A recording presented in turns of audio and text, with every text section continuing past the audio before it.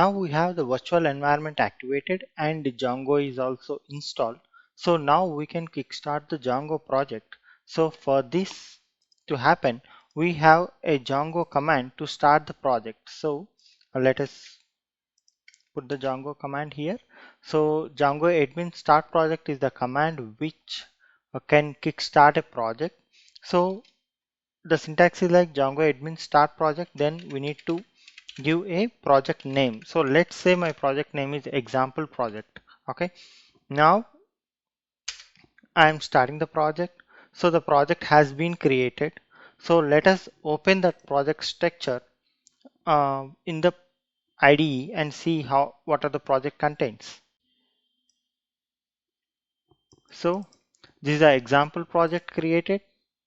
So if I go and see, this is the example project and manage.py file.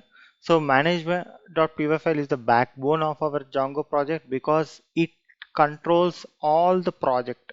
So we will be studying a lot about this manage.py. If you go inside of this directory example project, you will see a settings.py file where all the settings related to our project have been mentioned, and the urls.py file where all the paths to our project will be mentioned, and vexy file. So this file will help us when we deploy the application into a hosting.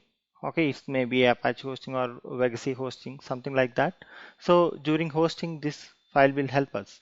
So this is all about the basic info of our Django project. Hey, thank you very much for watching the video. You are awesome. Join me for more awesomeness. If you like the video, press the like button, subscribe for more latest updates like this, and hit the bell icon so you get constant updates.